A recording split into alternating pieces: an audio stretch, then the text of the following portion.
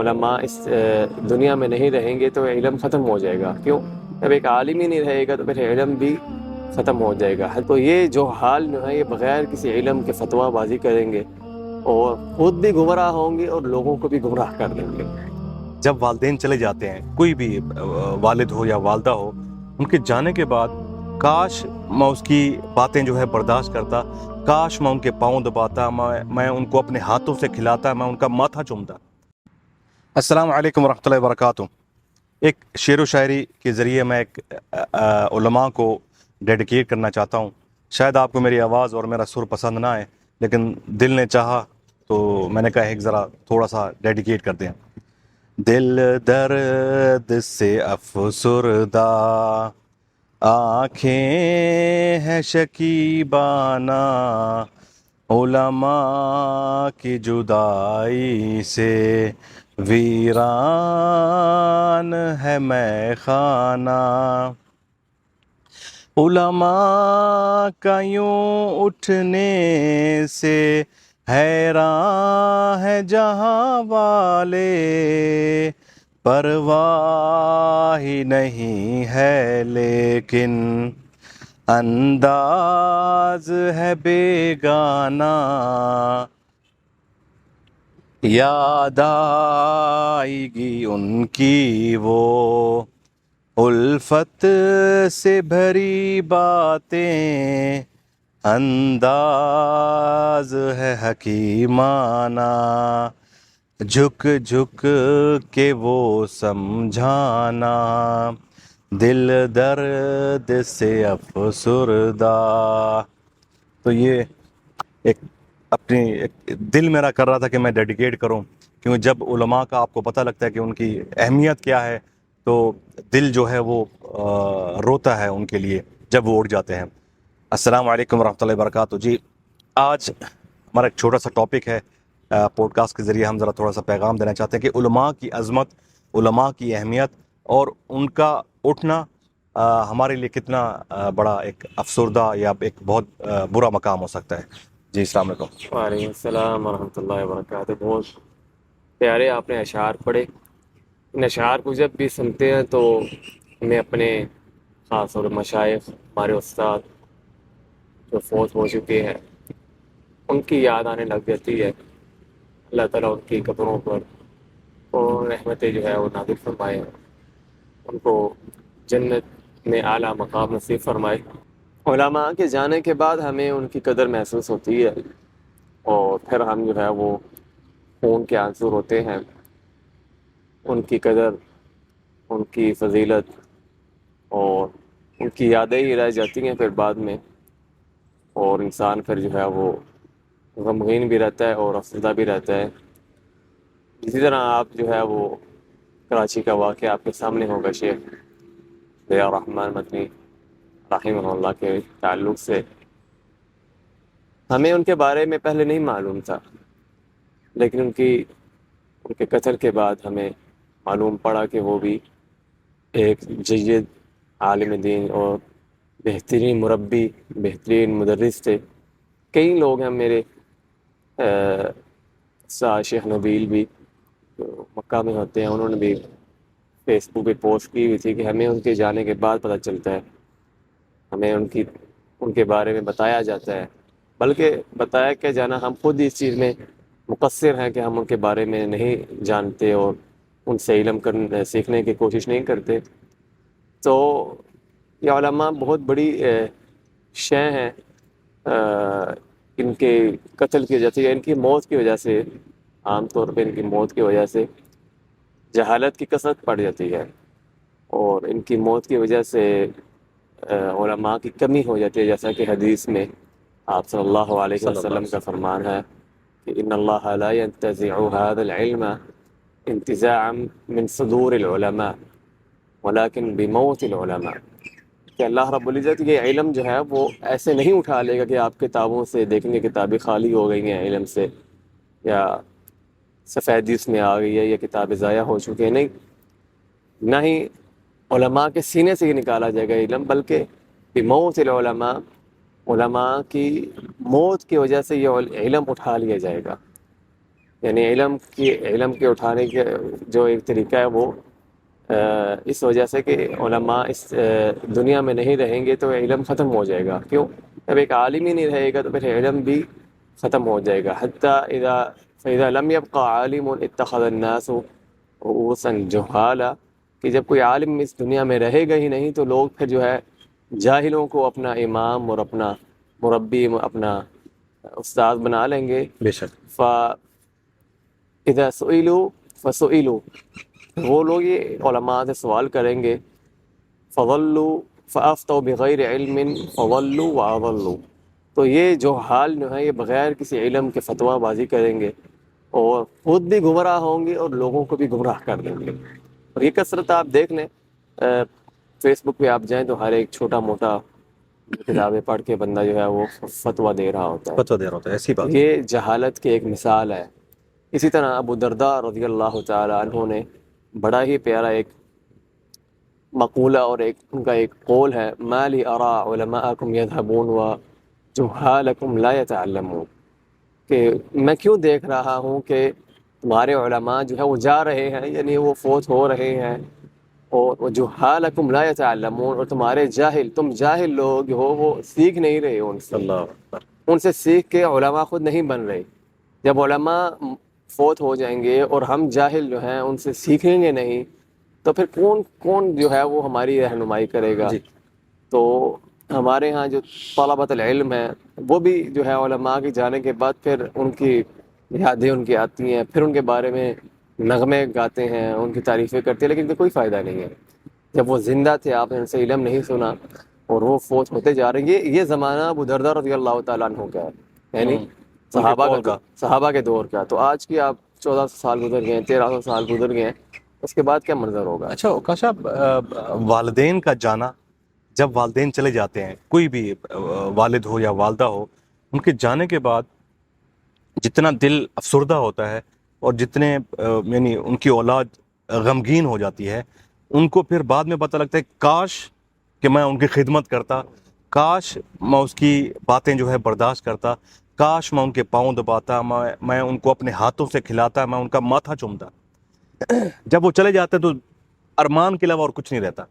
حالانکہ جو علماء ہیں، میرے رائے کے مطابق غلط بھی ہو سکتی ہے، علماء جو ہیں وہ والدین سے بھی اوپر ہیں.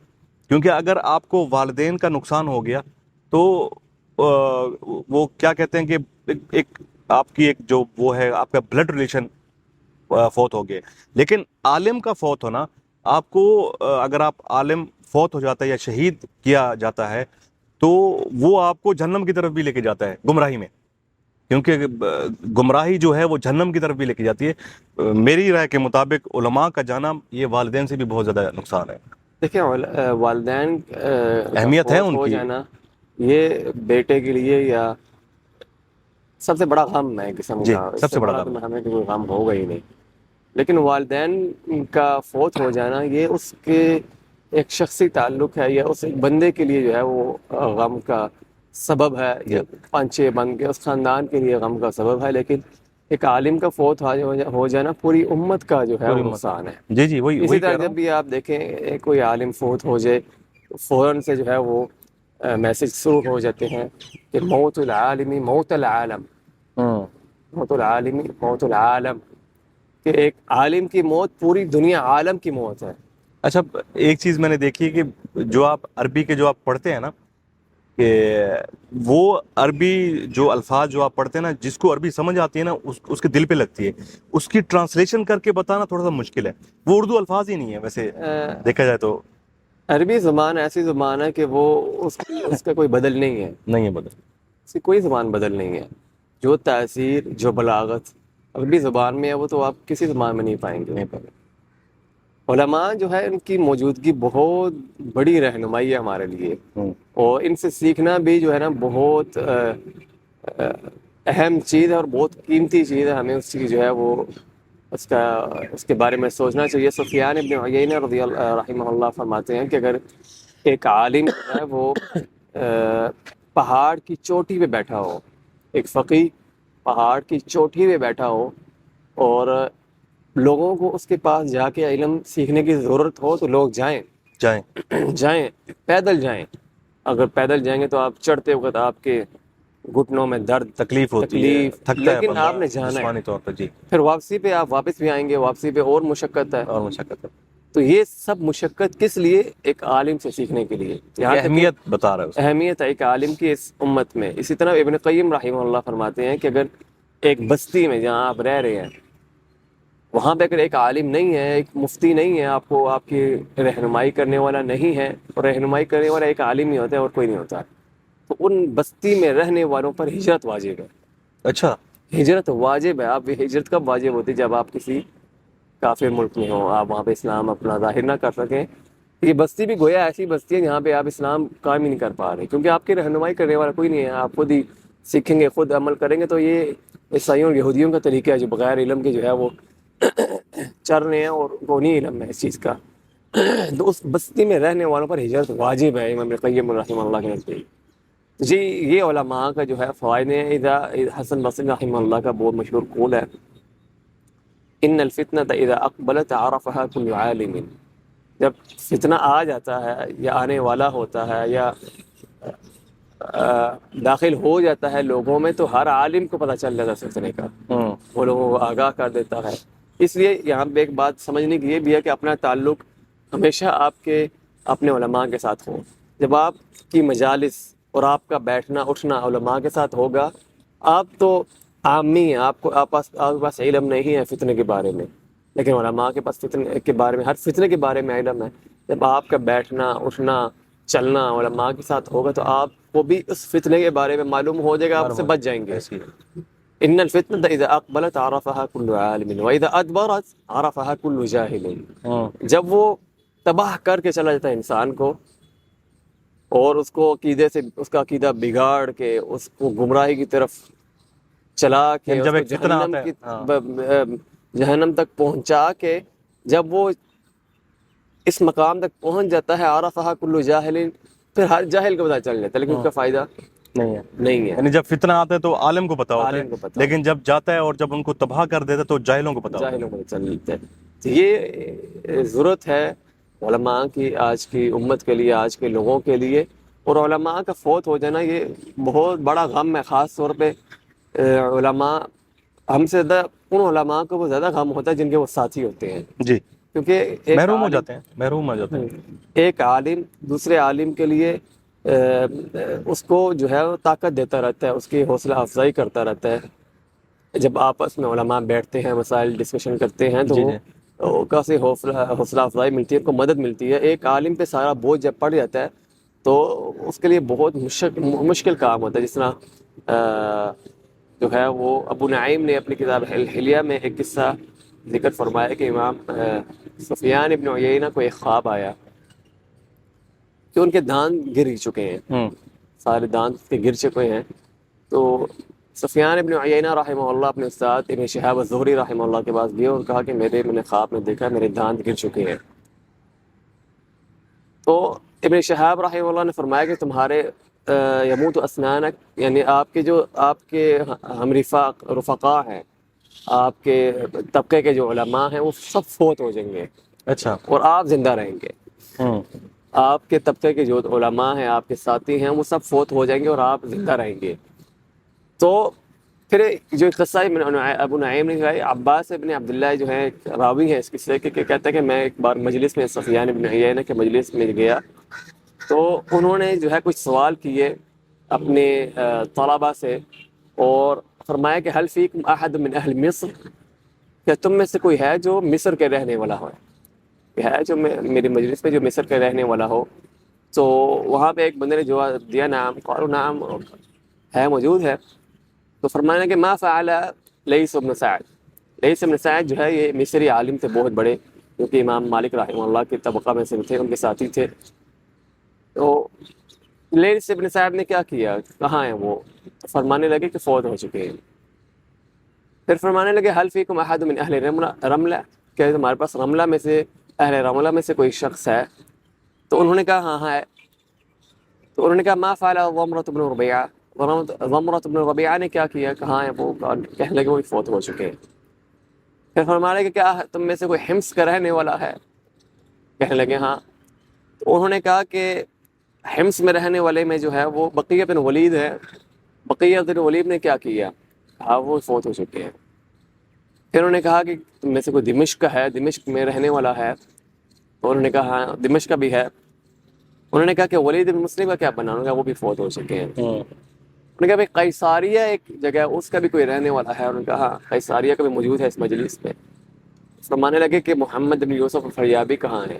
یہ سارے نام جو ہے یہ بڑے بڑے محدثین علماء سے، کوئی دمشق کا ہے، کوئی حمص کا ہے، کوئی شام کا ہے، کوئی مصر کا ہے، کوئی قیصاریہ کا ہے.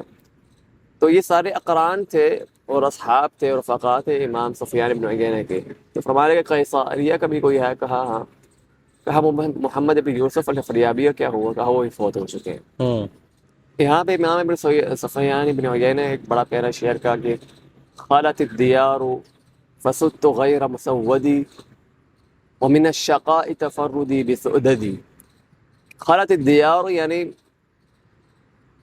دیار جو ہے یعنی رہنے والی جگہ جو ہیں وہ خالی ہو چکی ہیں میرے دوستوں سے، میرے رفقات سے، اور بڑا ہی مشقت اور بڑا ہی مشکل والا معاملہ ہے کہ میں اکیلا ہی رہ چکا ہوں. یہ کہہ کے کیونکہ علماء ایک دوسرے کو حوصلہ افزائی دیتے ہیں. جب ایک بندہ ایک عالم رہ جائے، جس طرح اللہ تعالیٰ نے سنشد دعاءک بأخیک موسیٰ علیہ السلام کو کہا کہ آپ کے ساتھ ہم آپ کے بھائی کو رکھیں گے جو آپ کو جو ہے وہ حوصلہ افزائی آپ کے لیے مضبوط آپ کو بناتا رہے.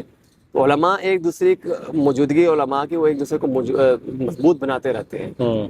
یہاں پہ رونے لگے اور یہ اشعار بڑے پیارے انہوں نے اشعار کہے کہ خالت الدیار فسدت غیر مسودی ومن الشقاء تفردی بسعددی. تو یہ علماء کی موجودگی بہت اہم ہے اس زمانے میں. اللہ سے دعا کرے کہ اللہ تعالیٰ ہمیں توفیق دے کہ ہم علماء کی مجالس میں بیٹھیں، ان کی اہمیت کو جانیں، ان سے سب سے پہلے اہمیت تو جانیں، لیکن ان سے سب سے بڑی جو چیز ہے وہ علم سیکھیں، تاکہ ایسا زمانہ نہ آئے کہ آج کے 10 سال بعد آپ دیکھیں گے کہ یہاں پہ کوئی عالم نہیں ہوگا. آپ اس زمانے میں دیکھنا آپ کے پاس آپ انگلیوں پہ گنیں گے جو حقیقی علماء ہیں، آپ ان کو انگلیوں میں گن سکتے ہیں. اتنے کم ہو جائے گا، اتنے کم. وہ بھی بڑے کبار سن ہیں. وہ فوت ہو گئے تو آپ کے پیچھے کیا رہے گا؟ کیا ہمارے پاس ہمارے طلبۃ العلم ایسے ہیں کیا وہ ان کی جگہ پہ بیٹھ سکتے ہیں؟ آپ ہمیں سوچنا چاہیے کہ ایک عالم شیخ ضیاء الرحمن مدنی فوت ہوئے ہیں، شہید قتل کیا گیا ان کو. کیا کوئی ایسا بندہ ہے جو ان کی خالی کی ہوئی سیٹ کو سنبھال سکے؟ مشکل ہے. عبد المنان نور پوری فوت ہوئے ہیں، کوئی ایسا ہے محدث جو اس سیٹ کو سنبھال سکے؟ زبیر علی زئی کا اپنا رتبہ ہے. زبیر علی زئی صاحب فوت ہوئے ہیں، کیا ایسا بندہ ہے جو ان کی حدیث کو ان کی سیٹ کو سنبھال سکے؟ مشکل ہے. مبشر رحمانی صاحب جن کو اللہ ان کو شفائے کاملہ عاجلہ عطا فرمائے، ان کو فالج کا اٹیک ہوا ہے، کوئی ہے جو ان کی سیٹ کو سنبھال سکے؟ میرے والد صاحب فالج ہوا، ان کو کوئی ہے ابھی ان کی سیٹ کو سنبھال سکے؟ تو یہ اللہ معاف کرے، ہمیں سوچنا چاہیے اس بارے میں. اور اگر ہم ابھی نہیں سمجھیں گے، جس میں ابو الدرداء فرماتے ہیں ما لی ارا علماءکم یذهبون وجهالکم لا يتعلمون، یعنی ایسی بات کہہ رہے ہیں کہ ہمارے جاہل لوگ کیوں نہیں سیکھ رہے. یہ زمانہ نہ آ جائے کہ ہم جو ہے وہ پھر ایسے لوگوں سے سوال کریں فضلوا واضلوا ولا سلسلہ ہو جائے. اللہ تعالیٰ ہمارے لیے آسانیاں فرمائے. آمین. احساس جو ہے وہ جانے کے بعد نہیں ہونا چاہیے، احساس پیدا کریں جانے سے پہلے، تاکہ آپ بہت سی چیزوں سے نا فائدہ اٹھا سکیں.